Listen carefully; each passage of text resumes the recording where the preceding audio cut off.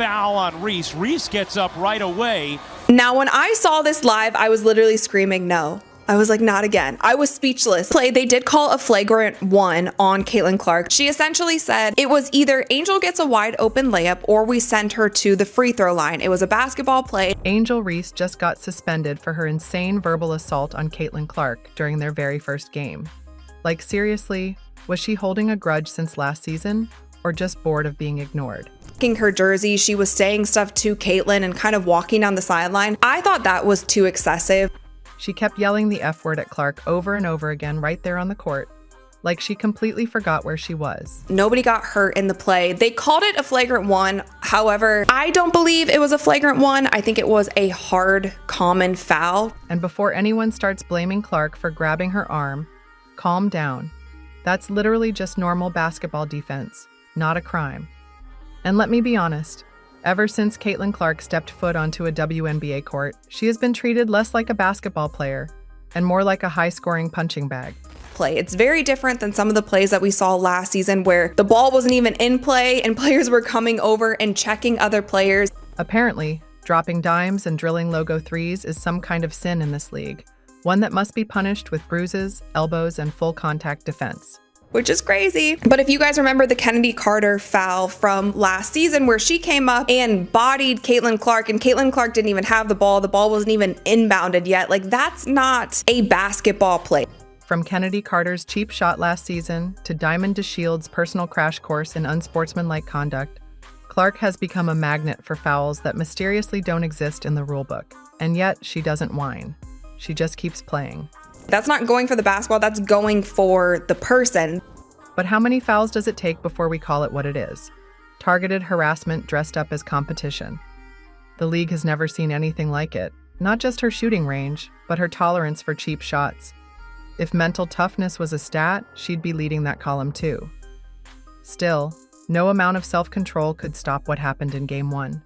And just like that, in the very first game of the season, Caitlin Clark gets handed the foul card. Not for getting hit, but for trying to play defense. It was a simple basketball moment. Angel Reese was driving for a wide-open layup. If you guys didn't see, right before that play, Angel Reese had some contact with Natasha Howard. Caitlin Clark saw that contact. She turns to the refs and she's like gesturing to them. And this is all happening very, very quick, you guys. Clark, recognizing the threat, did what any player is coached to do. She fouled to stop the easy 2 points. It's called a take foul. It's legal, it's common, and it's the oldest trick in the book.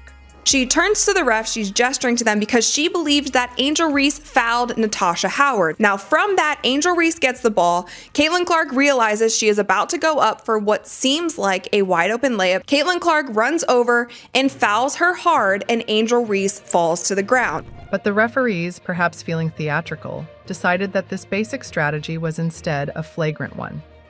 Why? They cited wind-up, impact, and follow-through, as if Clark morphed into a WWE wrestler mid-play. Meanwhile, Reese hits the ground like she was shoved off a balcony. I was happy that Caitlin Clark just walked the other way. She really didn't want anything to do with it. It was just a basketball play. Now, what I didn't like that Angel Reese did is even after that play, she kind of kept going and it seemed like more and more people needed to hold her back. Like she was untucking her jersey. She was saying stuff to Caitlin and kind of walking down the sideline. I thought that was too excessive. But the real foul came afterward, not on the court, but in how Angel Reese chose to react. Reese jumped up like a lit match had landed on her jersey. She charged at Clark, shouting, swearing, and needing to be physically restrained by her teammates. This wasn't competitive fire. This was unhinged. Was a basketball play. And Caitlin also even said after the game, she was asked about it once again, and she said, guys, let's not make this bigger than it needs to be. And I am 1,000% with her on that. While Reese let the fury fly, Clark didn't flinch. She turned and walked away. No drama, no protest, just class. It was a moment that should have spoken volumes. One player lost her cool. The other refused to give away her power. So naturally, the one who stayed calm got the technical. Welcome to WNBA Logic. Do not make this a highlight that runs all of the time. Please do not use this in promos. We're going to hear it. I know next week everyone's going to be talking about it. Meanwhile, Aaliyah Boston, who apparently committed the crime of stepping between two players, also got slapped with a technical. They asked about this play, and then they asked Aaliyah, why did you get the technical also? And she's like, wait, I got a tech? You got the flagrant. Aaliyah, you got a technical. What could have happened there? If you got the tech? I know. Wait, what? I got the tech? Oh, First of all. For what? Existing too confidently? Meanwhile, the player screaming obscenities and causing the entire scene? Just a verbal technical. No ejection, no consequence. If the roles were reversed, would Clark still be in the game? Or already in the locker room apologizing to the league? This wasn't just a moment of bad officiating. It was a case study in how narrative distorts reality. Because when it's Caitlin Clark doing the fouling, suddenly we're rewriting the rulebook. I don't think that this is the hill to die on when saying, like, should it have been a common foul or should it have been a flagrant? Let's leave it there. Suddenly a take foul becomes a scandal. Suddenly holding your composure becomes suspicious.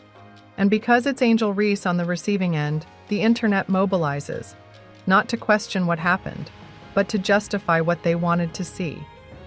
And what they wanted was outrage. She said it was a basketball play, the refs called it, and let's move on. And kudos to her for that, for kind of stopping this narrative. Both of them kind of speaking out and being like, hey, let's not make this anything bigger than it needs to be. And if you've ever doubted that social media could referee a game, just take a look at what happened after the foul.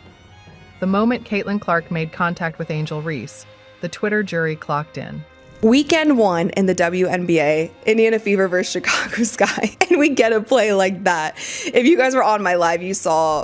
Suddenly, every fan with a profile picture of their favorite player and a username ending in hoops_4life became a certified ref. The takes were hot and reckless. Clark doesn't even know what a take foul is. Take fouls only happen at half court.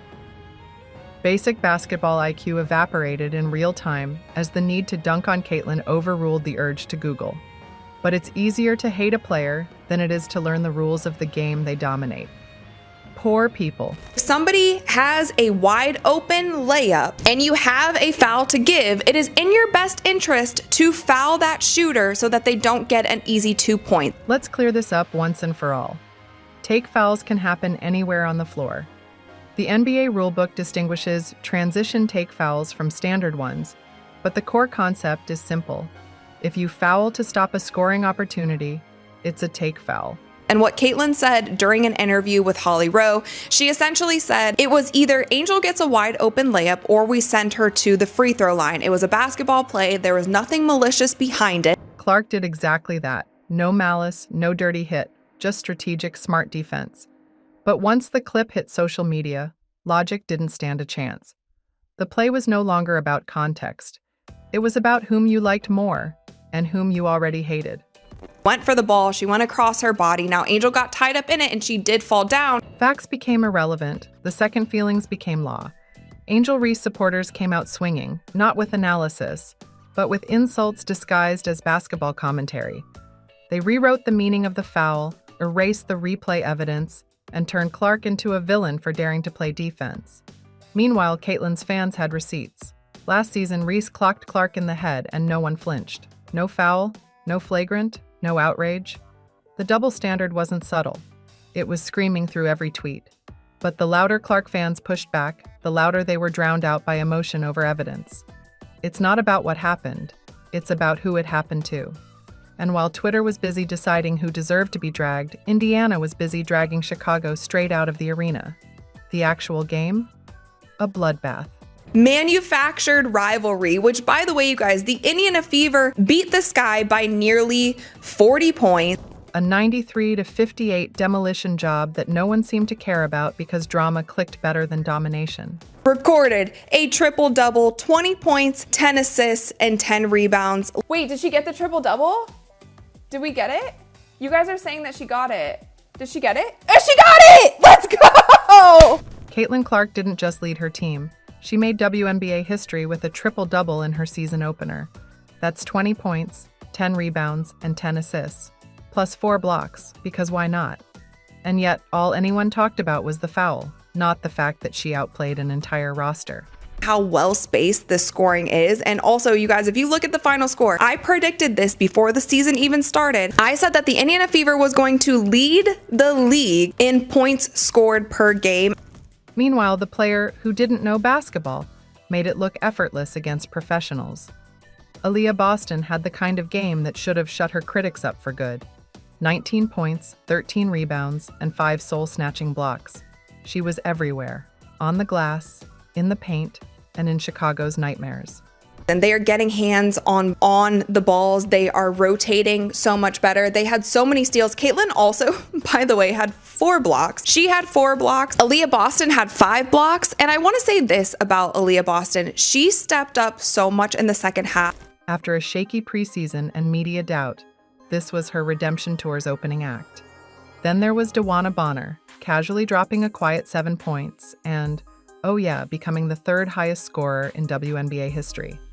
But that headline got buried somewhere under a mountain of, was that foul a hate crime? TikToks. Nothing exposes sports media priorities faster than watching greatness get ignored for gossip. Let's not forget Lexi Hull and Kelsey Mitchell, who rounded out Indiana's stat line like veterans in a playoff series. And Sophie Cunningham, you guys, did not even play in this game. If you look at this scoring and how well spaced this scoring is, and also, you guys, if you look at the final score, I predicted this before the season even started. Hull posted 9 points and 9 rebounds, while Mitchell added a clean 15. Everyone ate, everyone contributed. The Indiana Fever were locked in, explosive, and efficient. The moves that they made, but seeing them in action. Meanwhile, Chicago looked like they were still in preseason warm-ups.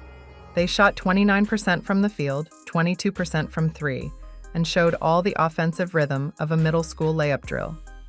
Reese finished with 12 points, and Ariel Atkins chipped in 11, but the scoreboard told the truth. This wasn't a rivalry, it was an exposure.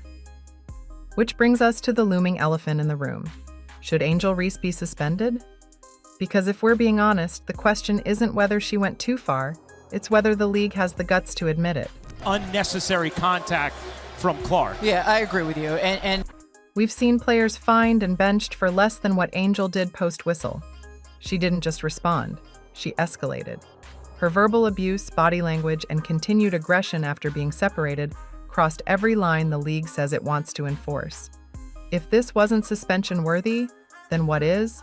And if Caitlin Clark had done the same, we all know the punishment would have come before the press conference. she goes in. There is a little bit extra there from Caitlin Clark in terms of the foul. The on-court ruling of a personal foul on Caitlin Clark has been upgraded to a flagrant foul penalty 1. The double standard is louder than the crowd. Caitlin Clark commits a strategic foul and gets a flagrant. She walks away and gets a technical. She doesn't even know she was punished until after the game. In addition, there is a double technical on Boston and Reese, which offsets.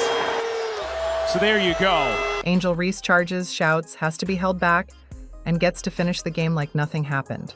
The fans see it, the players see it, and if the WNBA thinks it can ignore that imbalance, it's gambling with its own credibility. A league can't grow if its rules bend for whoever trends the hardest. Now the league is under pressure, not just from fans, but from its own identity crisis. Does it want to protect its rising stars, the ones actually performing? Or does it want to play PR games with players who bring attention for the wrong reasons? Suspending Reese wouldn't be about Clark. It wouldn't be about drama. It would be about standards. It would be about sending a message that conduct still matters, that composure still counts, and that the game is bigger than the tantrums around it. Because if nothing happens now, the message is clear. Throw a fit, avoid a fine, and trend your way to immunity.